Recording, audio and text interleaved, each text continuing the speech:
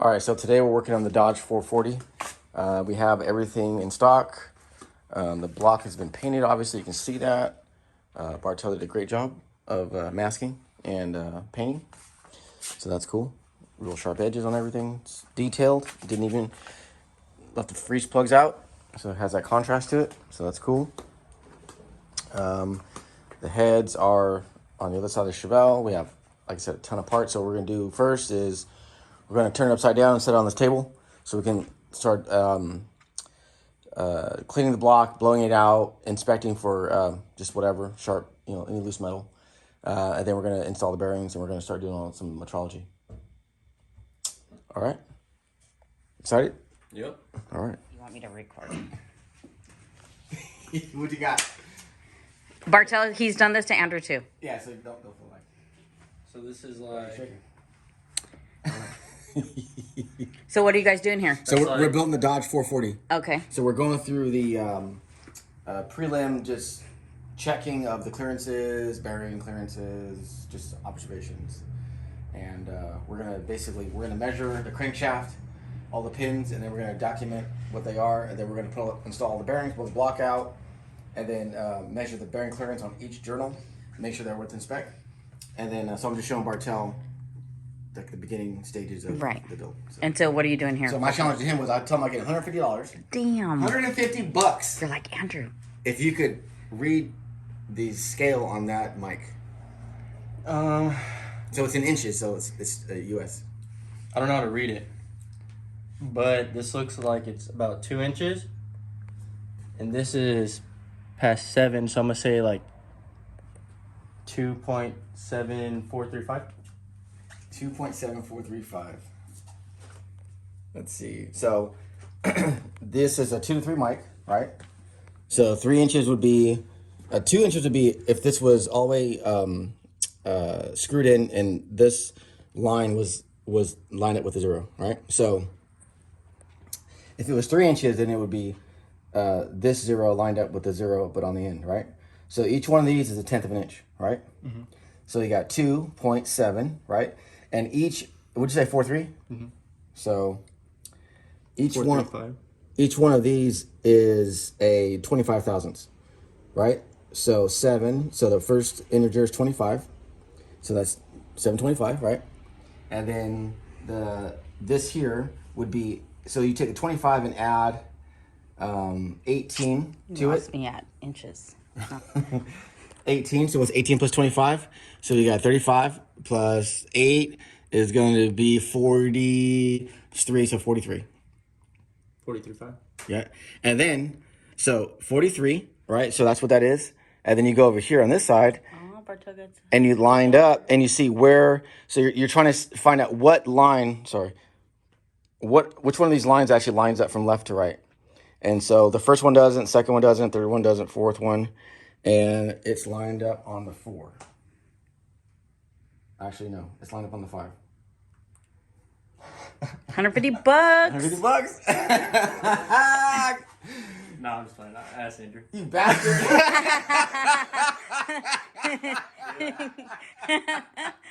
I was gonna say that's hella funny.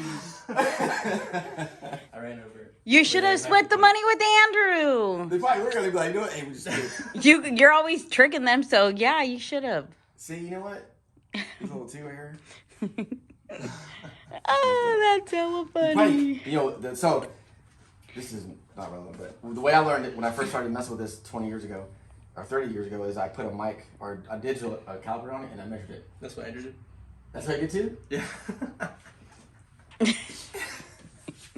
These kids these days in school, they cheat. Anyways, so, yeah, well, you almost had 100. I was like, man, that's actually pretty good. I was like, shit. Okay. You're like, no, it's fine. So then we're gonna take this number. It's because they learned Common Core. I know. It's not their fault. It's like the Universal Technical Institute. So, right? but if you were, would you be able to read it again if he moves it? No. Explain it again. So, you said how you learned was what? I took so when I first saw a pair of these, I was like, damn, how the hell do you read this stuff, right? And I was like, this is like Chinese. So then I took a pair of calipers and I put it on the base number, and I measured it and I moved it a little bit. And I said, okay, So- now that one revolution is 25 thousandths. So if Andrew had to just do it like that, that means he don't know how to really read it either. Yeah, I've taught him before, but it's been a while since he's actually had to use it. I I told him like hurry. So Oh, you ran over there? Yeah. In the I was back? like, damn, dude. I was like, it's pretty good. And I was telling I was him, really gonna give you $150 too. No, I wouldn't let you. If I actually did it though, I'd take it. But I was like, dude, so yeah, so what we're gonna do is we're gonna, he's always betting people. right? It's motivation. So we're gonna take each one of these journals and we're gonna measure and document each one, and then we're gonna put them in our Excel, and then we're going to, once that's established and we're satisfied with those numbers, then we are going to put the bearings in after we blow the block out, and then we're gonna take those numbers and we're gonna torque everything down to spec, and we're gonna take each number here and we're gonna put it against the numbers that we have here, and then we're gonna subtract the difference. You got all that? We're going to subtract the difference, and then the difference is going to be our bearing clearance. Typically, you want to see about 1 thou of clearance per 1,000th of journal diameter, right? So this is 2.7, so you want to see about 2.7 thousandths, so or 27 10 thousandths. Is what you want to see. Okay. Okay, so that's our target. But if it's plus or minus 3 here and there, then that's fine. What we don't want to see is something that's a thou under, because then we'll have to buy undersized bearings, and that's going to determine the time length of the build, because if we have to start swapping bearing shells out, then that's gonna take a long time. So anyways, but that's where we're at. Okay. And for those of you that are curious, we did use a calibrated gauge to make sure that this is accurate to within a couple tenths. So we have that, and we're about 70 degrees outside, which is what this is calibrated to. So we're good. All right, we'll get to the boring part. What we're doing is we're measuring the main bearing clearance here. So far, everything looks pretty good. We got 5, 4, 3 done. So now we're gonna do 2 and 1. So let's see what this one is. This one is exactly at 31 hundredths. So it's basically 3 thousandths. Yeah, it's about 3 thousandths. Which is about right. So I'm going to do the other side of the half here. Same thing, 3 thousandths. So then I'll take that number and record it on our spreadsheet here. Let's see.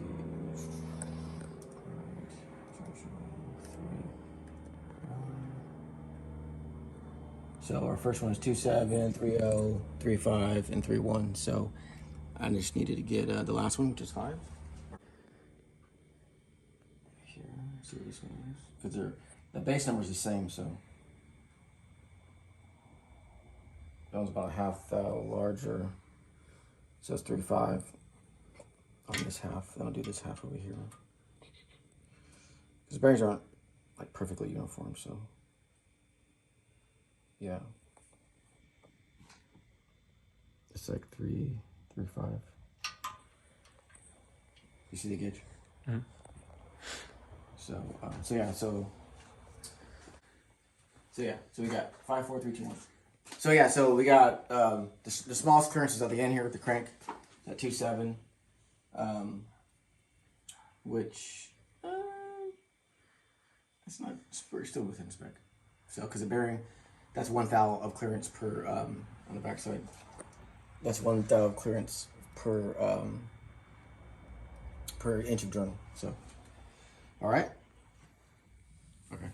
All right. So we are getting ready to install the crankshaft in the 440. These are known to have problems with the rear seal, so we're kind of going through painstaking efforts to make sure it's perfect. So we have a new style seal, which is here. There's a split. You have to manually split it because it comes with it's a continuous circle.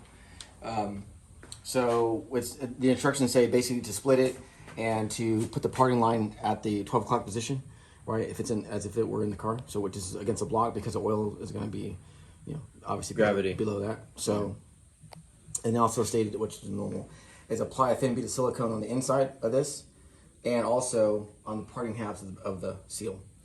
So what we're gonna have to do is actually, put it on the parting halves of the seal and then install it on the crankshaft and then set it in place, right? But we don't want to put too much silicone on this. If you lay a bead in here, You gotta close It's gonna wanna- it'll push it into it. So that's why it's to be a very light coat of silicone, right? So you have to be very careful because not it's gonna push it apart, like you said.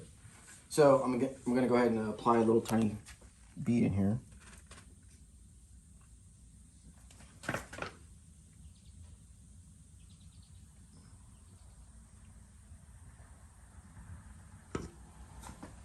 Do this side.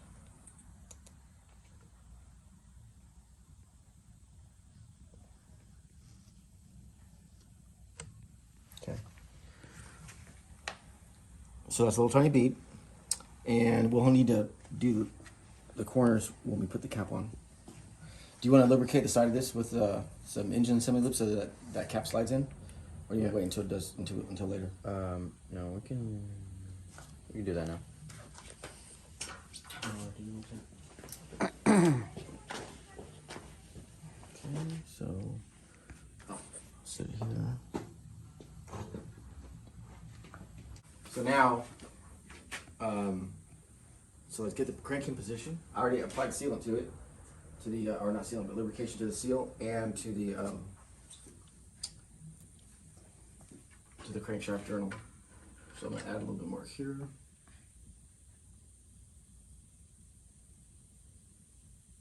Does that get hard? Yeah.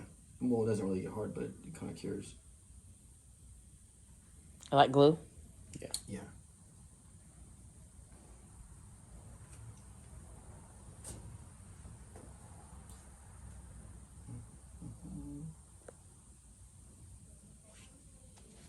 Try to just get a little tiny on.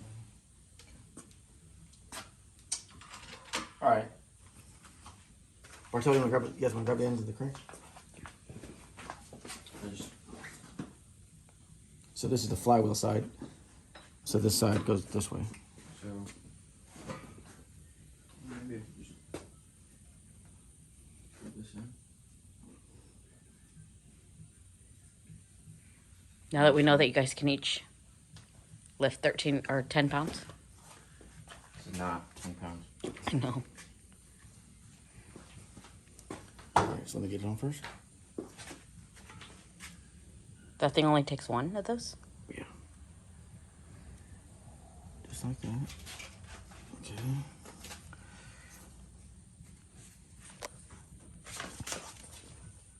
The parting half's on the bottom.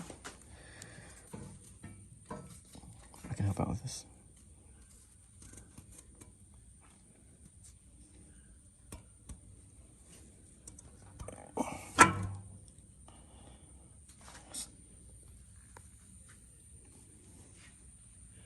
Okay. Push it in. Hmm.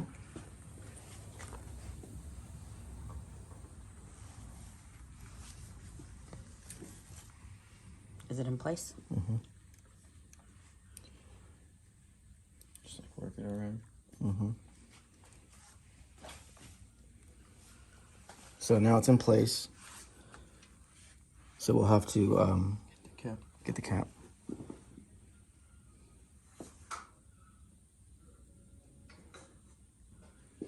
Let's put the main cap on first. Well, maybe not. Oh yeah, because it's the main cap is going first. Can you oil up that main number 5?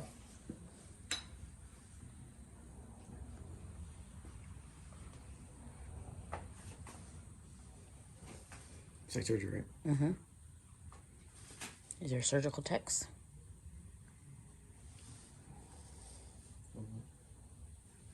Bartel, I can't speak today. Bartel is learning today. Oh, yeah. So wait, he didn't tell you, Bartels, we're going to take it all apart. You're going to do it. You're going to put it all back together. Following the steps he showed you. That.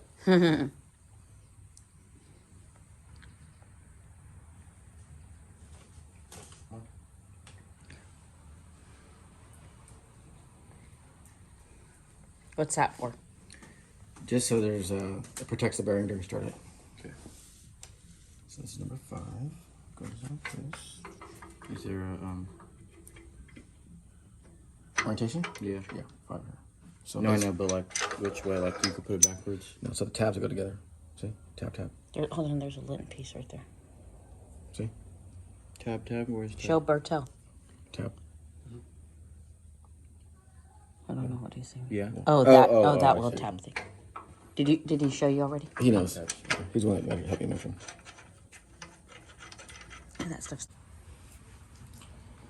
Did you have one out already?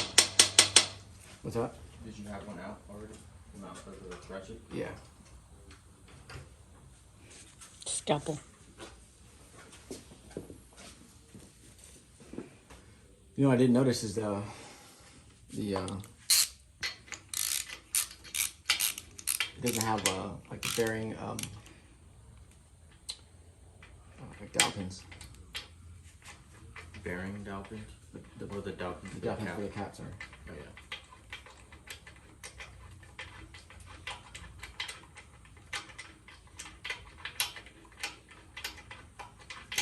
This motor looks different. What is it? It's a dog. Mopar. It has like, it's almost like an LS where it has a tall skirted block. And the crank is sunk into the center. Alright, so that's good enough for now. So now, Is this the bottom end of the motor? yeah. So now we have this here. I'll have to put some more silicone on it. This I'll put more because the bearing, the seal's already in place, so it'll actually help force the seal to the other side.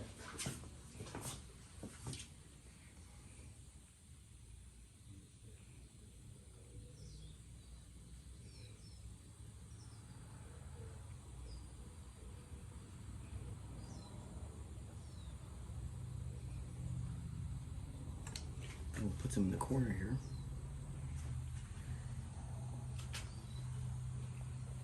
Because you definitely don't want that leaking. And we'll put some on the edge of the seal there. And right I here. wonder how they did this from the factory. Way faster than this. That's how this shit leaked. From the factory. Then I'll put some here on this edge. Here. And then I'm gonna put some here. It's not gonna. It probably won't stay, but it's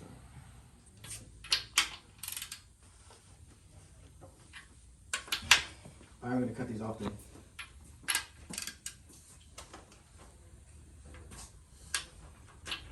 So we'll know whether or not it's lifted up or not. On the edges.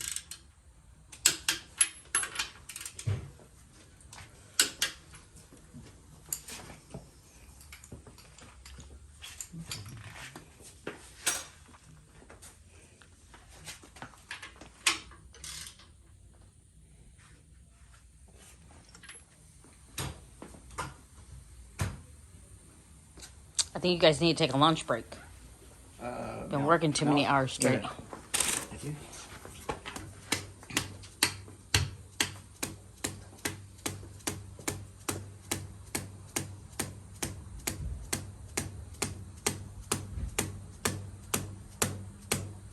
So how come the first time those black things were sticking up and now they're not? If you cut them. Oh. Alright. Now I just need the actual bolts to bolt this down right here. Take these out. Give her, how many pair of pliers, Bertie? Scalpel.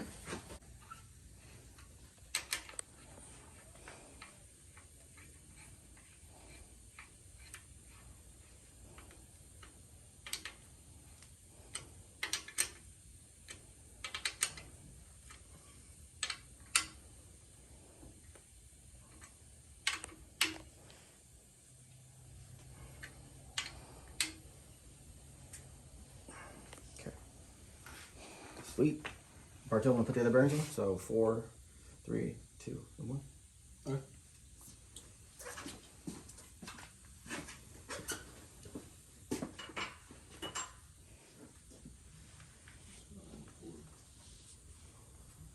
Put some in here for good measure.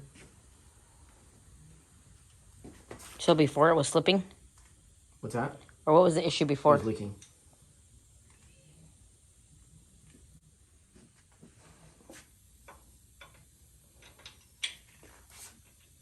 Leaking oil from there? Yeah, it was leaking a lot. And then they tried to fix it, then I guess the bearing seized up or something. Remember that one video we did? So now we got it, but the line, the block alignment wasn't correct. So Is a tab facing each other? Yeah. Okay. yeah, all the numbers are on the same side.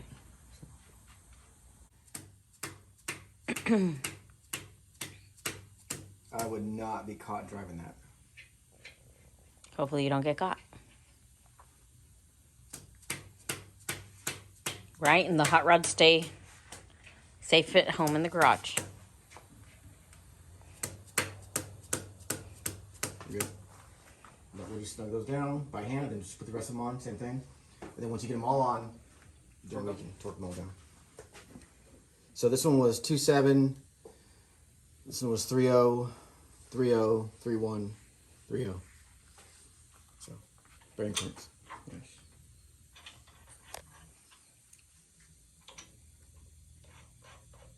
The journal size is 2.7, so it's just a hair larger than one.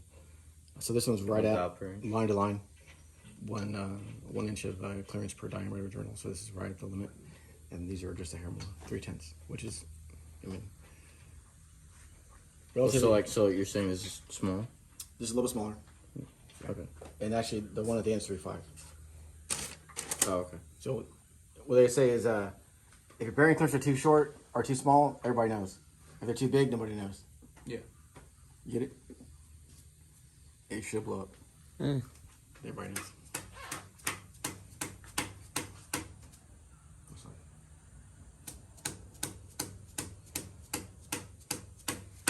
There you go.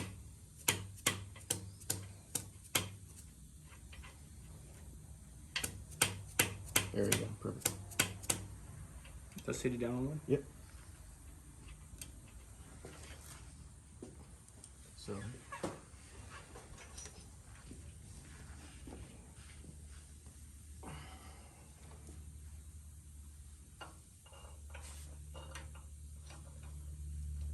Before you know it, Energy will be doing this for your motor. Not I was this. thinking about that. He's like, yeah, I can't wait. Seems like a lot of work, but I guess when it's your own car. Well, I won't have to do this. So that'll be What parts are you waiting for? my rotating assembly to get balanced. It's at the shop. Yeah. How long have they had it? 2 weeks. How much longer till it's done? Like 2 or 3 weeks. Call back 2 weeks. Keep calling back 2 weeks. Well, no, I gotta just kidding. buy a wrist pin, and then that'll take some time to get. Are you trying it? Alright. All set. All right, well, torque them down, 10-pound increments. 1, 2. To 85? Yep. Each one, 85. And we'll check for. Well, actually, no. Torque these two down, and this one. Do this one last. We're gonna have to set the preload on the thrust bearing. So this one, and this one, and this one? Don't do number 3. Don't do 3. Yep. That's already Yeah, then we'll come back. Oh. All the caps are torqued down to 85 foot-pounds. We did this one last. We torqued it to like 12, and then we set the bearing, the thrust bearing clearance. So the thrust bearing clearance is, that's 6 thou right there. So it's about 6 thou, which is within spec. So see that? 6 thou. So we're good. So now we can go ahead and take this off, and we can start preparing the rods. So we already measured all the rod journals. So now we just need to measure the connecting rod big ends. All right. All right. So we're pretty much finishing up for the day, and Bartel went ahead and assembled all the bearings and all the rods, torqued them down to 70 foot-pounds. So now we're going through and sifting, sorting through them to get the best rod fit. So the first one we did was cylinder number 1 and rod here, or this one here. So this one's at 31/10,000ths. So we are going to go ahead and measure number 2 here. See where this one's at. It's on the same journal. So 1 exactly 3 thou. Yeah, so 1, 2, 3, so 3 thou. So this will be number 2.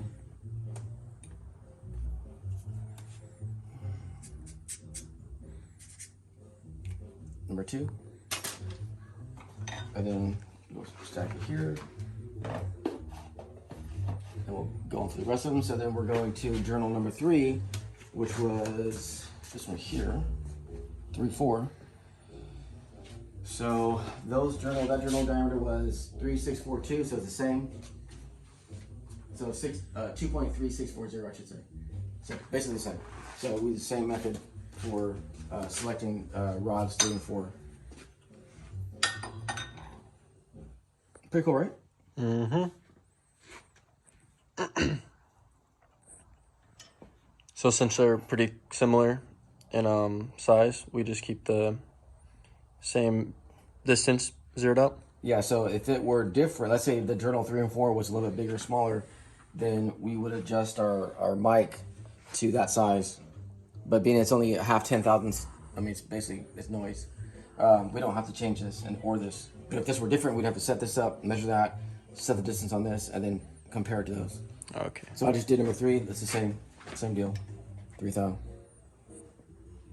Exactly 3 thou. So that one's done. So this one's number 3.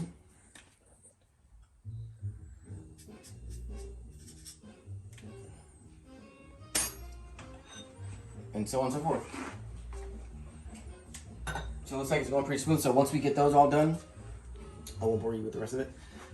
Then we will hang the pistons on the rods, and then we will measure the pistons per the bores and make sure that those are correct. And then we'll hang them on there and make sure everything's right.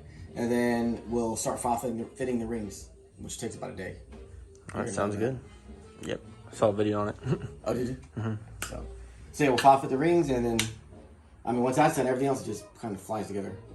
So All right. This part's kind of tedious, kind of pain in the ass, but typically these are where the problems occur. So that ends today's video. We also have some Mustang stuff in here too from the Cougar. And got anything to say? What do you think? First experience? Not too bad. Learning a lot.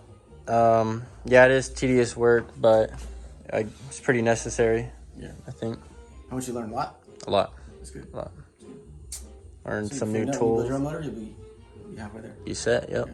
Probably mess a couple up, but it's alright. Yeah. But Cool. Alright, that's it.